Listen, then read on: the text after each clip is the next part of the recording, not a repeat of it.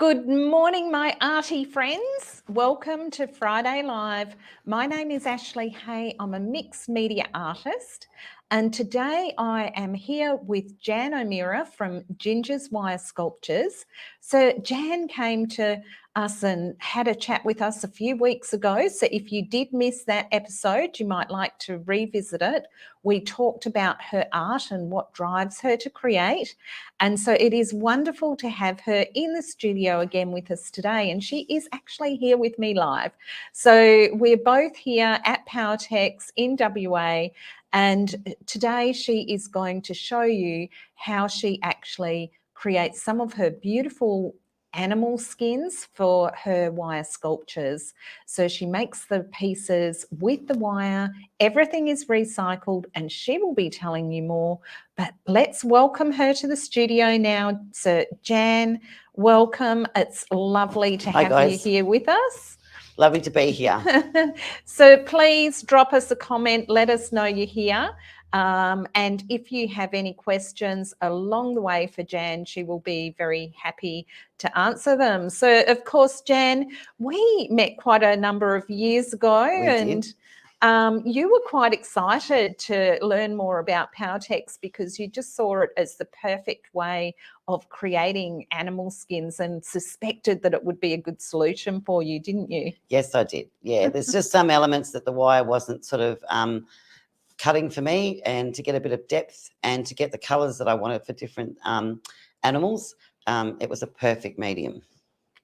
Awesome. So today we're going to have a look at what you do and how you have come up with your own solution for creating the gorgeous animal skins, because of course you've done a lot of experimentation and played around with different materials. Yes.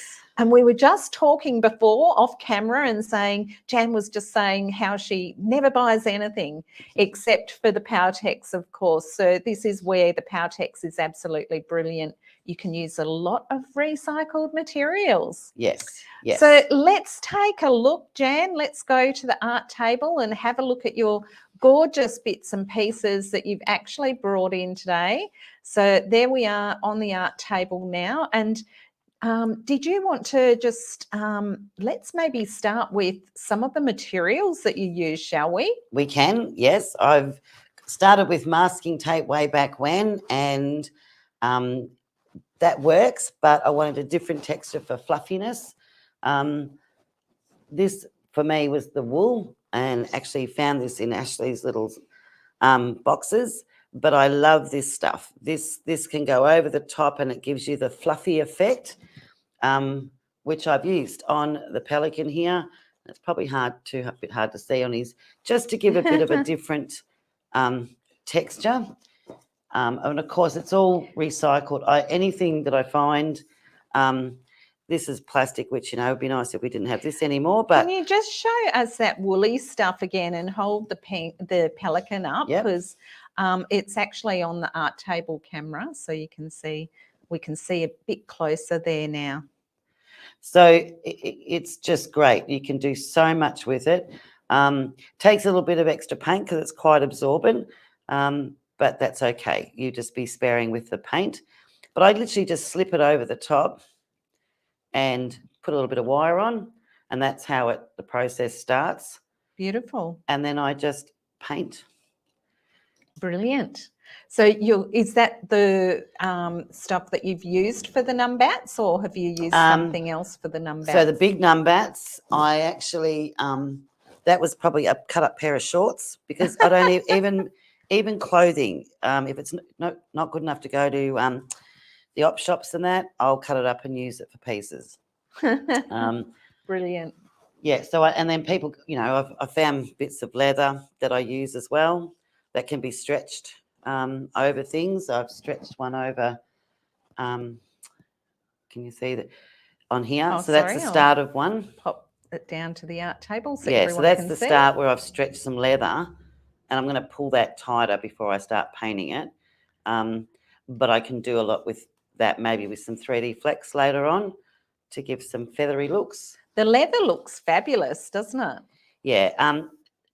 It'd be nice to keep the texture of the leather, but the paint, if you do it very fine, you can keep that. But the paint sort of molds in and you just get a flat surface. Lovely. So I'm noticing that you actually attach the fabric before putting the Powertex on it. Yes. Is that something you do most of the time? Yes, because if I do a piece and paint, for example, if I've cut out the shape and I paint the colours of the numbat on there, because it becomes quite stiff, then to have it onto there, I couldn't get the right shape. Sure. So it's much better to have it attached first. And some things are quite hard. I mean, this plastic here, which I thought, would bunch it up and give it a good effect. So I put that onto a Oh, that looks brilliant. a funky sort of pelican. So that's the wings that were done. So you found that it actually adheres to that plastic netting Yes. quite well? I probably did a couple of extra coats because it was getting the paintbrush. But it's all learning. It's all, and I didn't quite like it at the start, but, don't throw it away. Just keep going and it'll work out. Looks great. So just working with things that you sort of feel will give you that beautiful texture. yes. And yeah. And even, when I'm first doing sculptures, it may not turn out the way I thought it would because I've learned to let the wire do the work. And so how it turns out is what the wire creates really. And the Powertex and the stuff that you put on top is the same. So even if I started painting this today and I'm like, oh, I'll never trim it until it's completely dry because you never know what you're going to get. And sometimes it's surprising. Nice. And we've actually got a photo that you gave us of the numbats and those in process. So we can have a look at those. Hang on, I think it's this one. That's the little mouse. So we'll definitely have to have a look at him afterwards. So yeah. All righty. So are you going to show us what you do with the Powertex? So this is a process that goes over a couple of days, weeks, because I'll start off, and I used to start painting the colours on, but because it really needs the 2 coats, and I'm getting older in my eyes, I paint it all white, where I'm going to utilise the colours because I still want to have some of the wires showing. So for today, I'm going to just paint the tops of this. And then the process will be to paint the stripes later on once it's dried off. All right, brilliant. So I can start painting now. So what have you got in there? It's it's this one. The white Powertex. We got that in shop. White. Yep, this is one of my favourite ones. I've got a few favourites that I use. So I just literally start wherever I've got the material on, I will just paint and take it as far as you can. It doesn't matter if I miss a few spots because it's going to get a second coat with the colours that I'm going to use for the numbat, which is stripes. So even it's got loose bits, which numbats don't have all of that, but I'm not going to trim it until the very end. Lovely. So do you use sometimes that stretchy wool as well for the numbats? Yes, I do. Yeah, and it is one of my favourites. And I actually had run out, and that's why when you have to go, okay, I've run out of it because I used it very sparingly, and went, well, I don't have it. I'll find something else to use. And this is the first time I'm using this coconut. What is it? Coconut. It's like the wadding that they use for pot plants, right? Yes. It's amazing what you can use, isn't it, with the Powertex? So basically anything absorbent will work really, really well with the Powertex. And like you say, even the plastic netting, I'd say the reason that is working, even though it resists a little bit on those first couple of coats, because you're doing multiple coats, what's happening is the Powertex is ending up adhering to itself as it's going around. Yep. the fibres. And if I'm doing a really big one, I've found, like, you know, when I've cut up, you know, jeans or whatever material, you know, it's quite absorbent, so you do have to use a lot more. So I now try and look at materials that, you know, are quick to paint rather than too absorbent. And of course, t-shirt material is one of the perfect things to use as well. Yes. And I love when you pull the stretch out of the t-shirt material, Yeah. how it really does go kind of leathery. So Yes. that's looking great, Jan. Now, what happens if you get some on the wire? What do you do? Well, I will probably go through, because the colours do go down the side of it. So I'll even go a little bit onto the wire just so it looks like it blends in a little bit more. If it was just the material, I would actually only do the material. Nice. Because there's actually a line with that. But with this stuff, it's sort of all over the place. I mean, you can sort of see how he's going to look now. And even though they're not like that, he could be a really funky number. You know, what's that? Harry McClary or the dog? You know, like, do you know, it can just be a different, a different one. Yeah. Anyone who doesn't know Harry McClary, it's actually a children's story. I remember a friend of mine used to play it for her daughter in the car all the time, Harry McClary. Yeah. So, yeah, hairy dog. Yeah. So, I mean, their tails are bushy, so this might work. And that's what I'm saying. It doesn't have to, you know, art's all in the eye of the beholder, they say, and your interpretation. But, you know, who says a number can't have a little bit of hair and bit of funk to it? So Robin is live with us. Hi, and Robin. She is saying that she loves the pelican. And she told me off because she said, Ashley, it's not a mouse. She said it's a pygmy possum. Yes, it is. It's actually a mountain pygmy possum. Oh, that's hilarious. Oh, I just kept going, oh, it's so cute. So it's a mountain pygmy possum. Yes. So, and Robin's also just saying it's the coconut fibre. So, yeah, that wadding that you get for the pot plants, which you can see it's going nuts now. But like you say, once that's dried off, you would then trim that. Yeah, there'll be some bits that I'll trim, but I think he'll look he'll look quite good. Robin's saying he's having a bad hair day. There, yes, which we all do, like, you know, and even just you know, mentioning the mountain pygmy possum, because I'm all about conservation and native animals. So the fact that we've plugged the mountain pygmy possum is pretty cool. So thank you. So, you know, that's probably enough. And then, you know, the rest of it will just, I like him having that.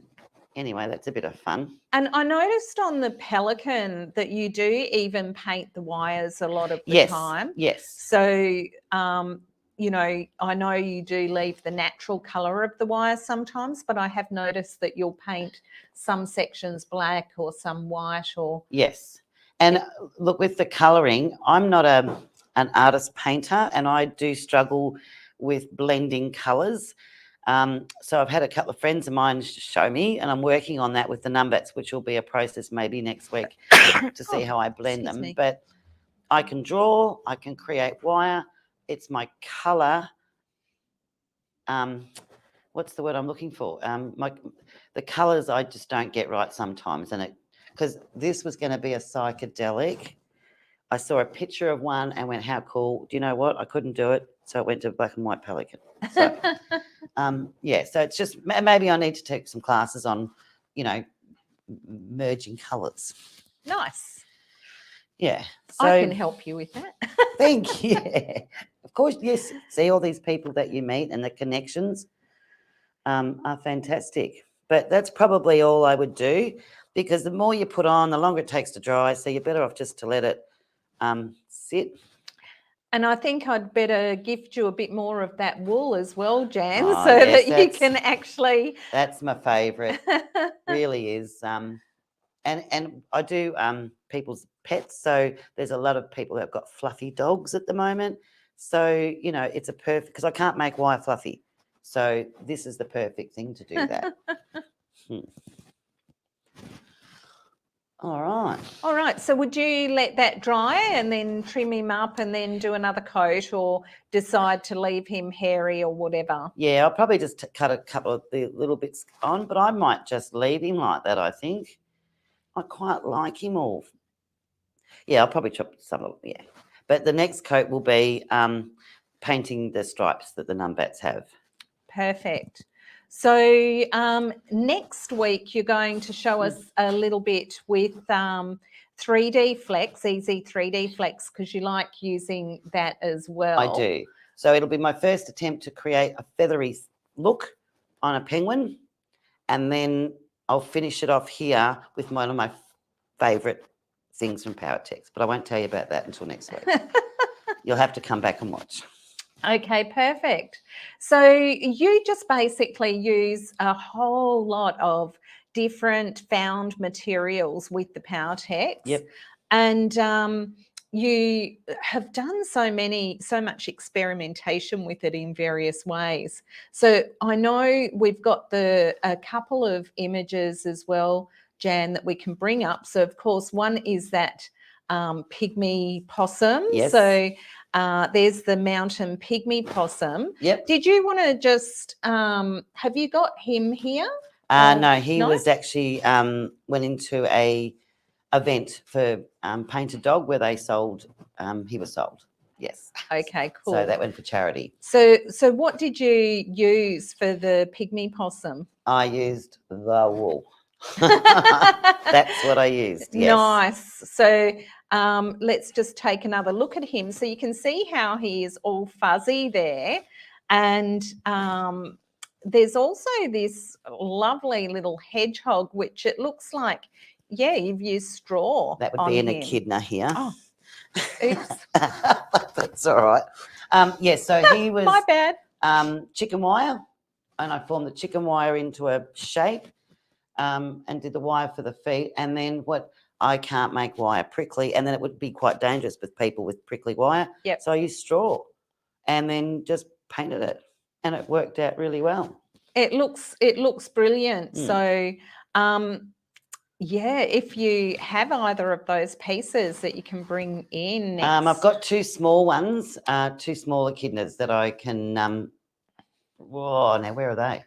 Mate, they're up at Mount Hawthorn. I don't know. I'll see. I'll hopefully have them in. So let's take a look at some of the other things that you've done, because I think it's really interesting for people not only to know how you've done it, so like you've shown us today, which is just awesome. So I love the way that you actually attach the, you attach the actual skins and then you paint the Powertex on so that it really takes the form. And that is just gorgeous. So let's take a look at your painted dog, because of course the painted dog is wonderful as well. So look at him. So he is quite a spectacular piece. Those who didn't see the first one where we were talking about your artwork, Jan, of course, he was in the background that day. So if you missed that, it's definitely worth having a look.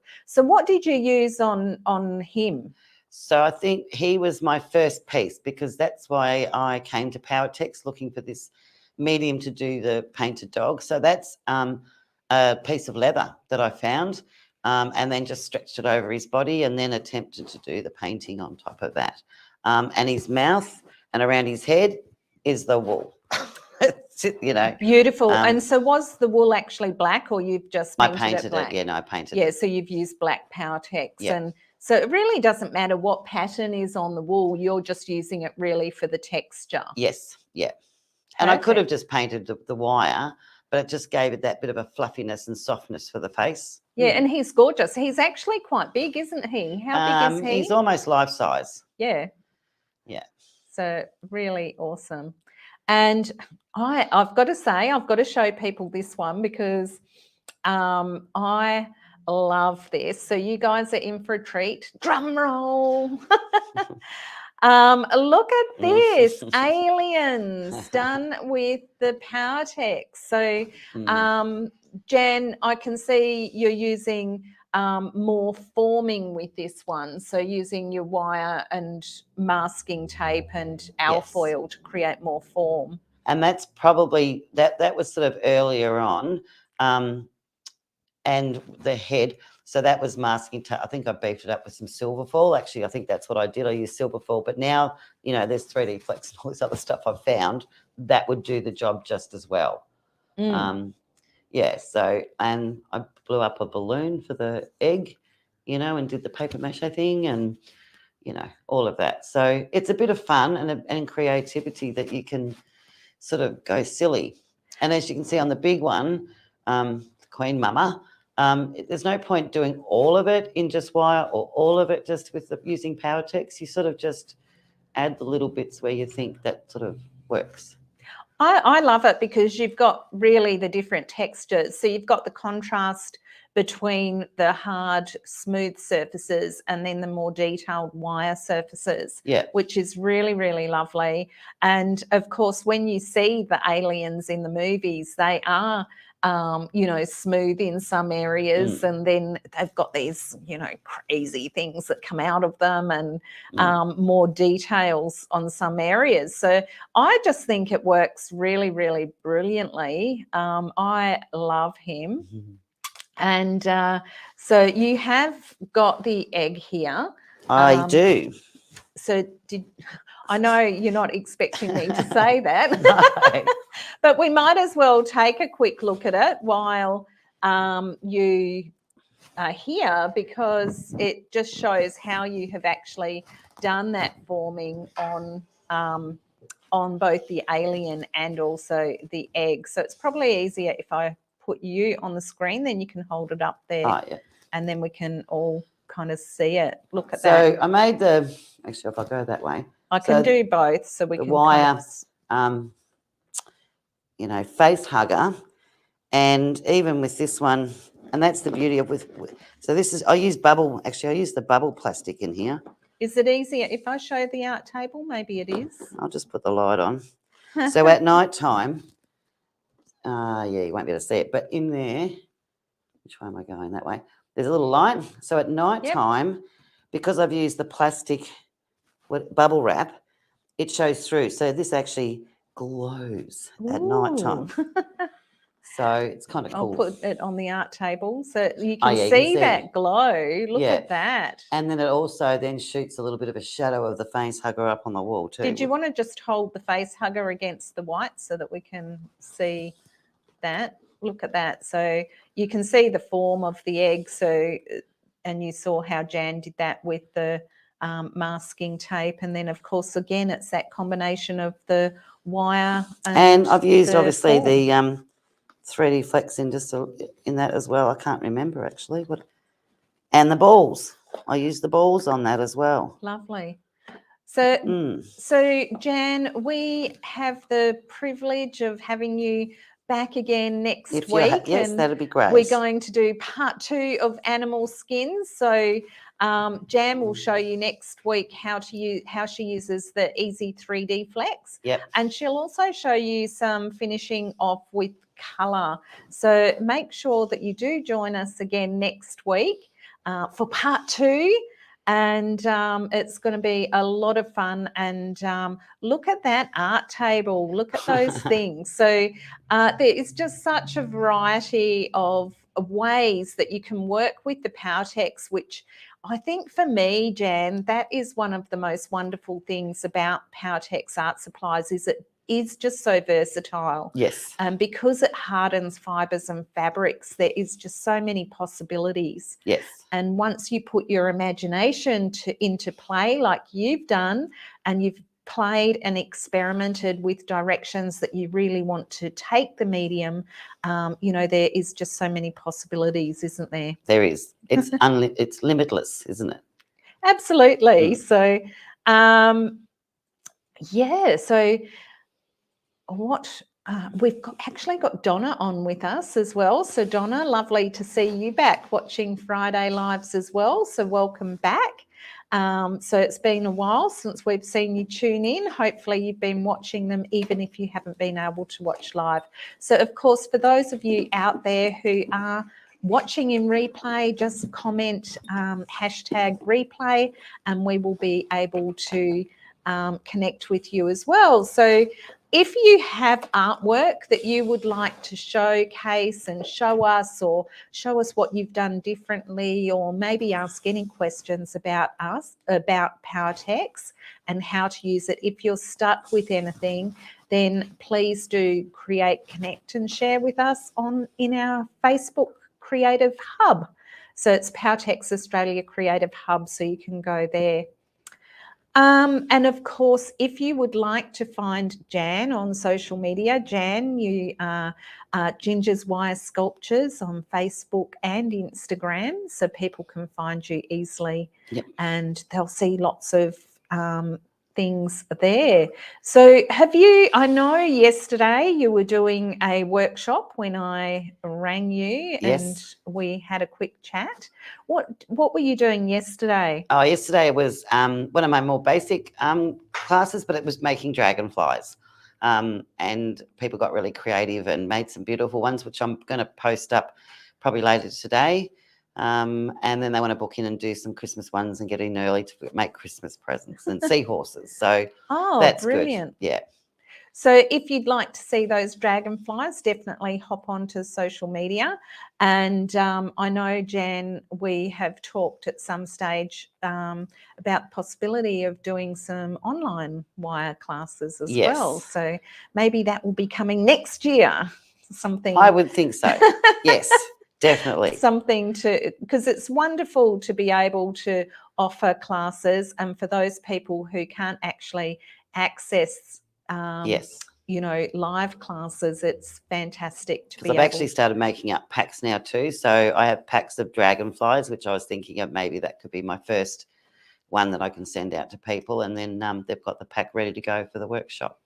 Brilliant. Very exciting. And so, of course, if you do want to know more about Powertex, there is loads of information on the website, so you can have a look there. And there is also a new explainer series that we've done on the different products. So if you're stuck with anything, you don't sort of understand what the different products do, definitely go to the Powertex Australia channel on YouTube and you will see that there's a whole lot of different playlists. So there's actually some art tutorials, there's what is explainer videos, there's also the Friday lives on the YouTube channel as well, so if you want to watch them in replay. Well, Jan, thank you so much for joining us today. I am just going to quickly mention a couple of things because, Jan, I don't know, well, you are aware because you're going to be coming on to the show with me. So I'm actually doing a radio show every second Sunday as part of on IPL Radio, so iplradio.org, and hang on, I'll just get the, I think I've got a, here. So there you go, .org.au. So that is the address where you can go and listen live online, and there are lots of shows on there. But on Sunday afternoons, there is now an art show, and Jan, I will be interviewing you in October, so live on the radio. So that's definitely one we will be having a chat about your art, and so I really look forward to that.